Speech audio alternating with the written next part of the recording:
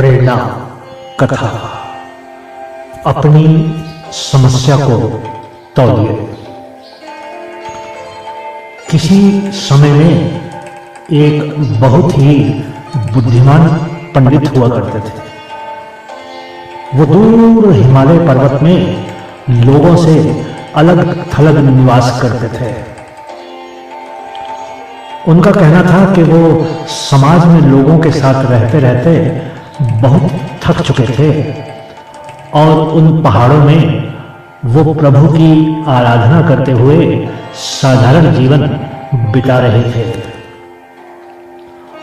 उनका लोगों में बहुत सम्मान था और लोग अपनी समस्याओं के समाधान पाने के लिए नदी, नालों, पहाड़ों और जंगलों को पार करते हुए उन तक पहुंच ही जाते थे।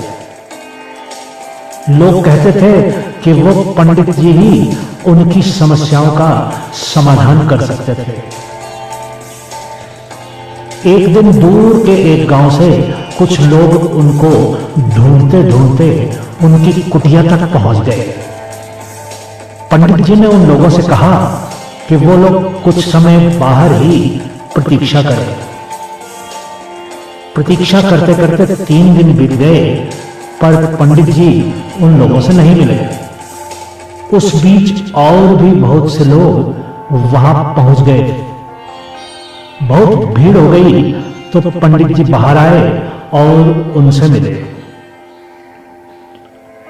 पंडित जी ने लोगों से कहा, मैं आपके प्रश्नों के उत्तर तो आपको दे दूंगा, पर आपको वचन देना होगा कि आप और लोगों को नहीं बताएंगे कि मैं कहां रहता हूं।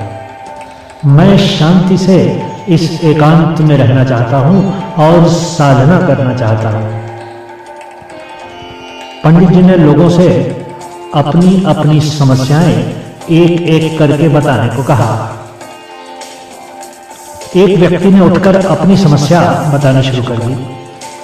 वो अभी बोलना प्रारंभ ही किया था कि एक और व्यक्ति उठा और अपनी कहानी बताने लगा। लोगों को मालूम था कि वो उस दिन के बाद पंडित जी से कभी भी नहीं मिल पाए। वो इस मौके को खोना नहीं चाहते थे और सब अपनी अपनी कहानियां पंडित जी को सुनाना चाहते थे। सब लोगों के एक साथ बोलने के कारण वहां अव्यवस्था उत्पन्न हो गई और मछली बाजार जैसा हल्ला होने लगा। पंडित जी ने क्रोधित होते हुए कहा, आप सब लोग शांत हो जाइए। सब लोग अपनी अपनी समस्याएं कागज पर लिखकर मुझे दे दीजिए। लोगों ने जल्दी जल्दी अपनी समस्याएं पर्चों पर लिखी और पंडित जी को दे दी। पंडित जी ने वो सब पर्चे टोकरी में रख दी और कहा, अब इस टोकरी को अपने बीच में घुमाइए और हर व्यक्ति एक एक कागज उठाएगा और पढ़ेगा। पढ़ने के बाद हर व्यक्ति को यह निश्चित करना पड़ेगा कि क्या वो व्यक्ति अपनी समस्या को कागज में लिखी समस्या से बदलना चाहता है। सभी लोगों ने एक एक पर्ची उस टोकरी में से ले ली। हर व्यक्ति अपनी उठाई पर्ची पढ़ता और घबरा जाता। कोई भी व्यक्ति अपनी समस्या उसके हाथ की पर्ची से बदलना नहीं चाहता था।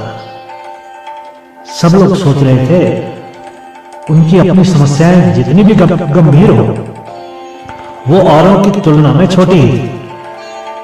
कुछ समय बाद वो सब लोग पंडित जी की कुटिया छोड़कर चल दिए। उन्होंने जान लिया था कि उनकी समस्याएं उतनी बड़ी नहीं थी। मित्रों, हम सब ये सोचते हैं कि हमारी समस्याएं बहुत बड़ी हैं, पर जब हम औरों की समस्याओं को सुनते या जानते हैं, हमें लगता है कि हमारी समस्याएं बहुत छोटी हैं। कहने का तात्पर्य यह है कि अपनी समस्याओं का ढिंढोरा नहीं पीटना चाहिए और जहां तक हो सके उनको खुद ही सुलझाना चाहिए। नानक साहब ने कितना सुंदर कहा है, नानक दुखिया सब संसार। कथा सुनने के लिए आपका बहुत बहुत धन्यवाद।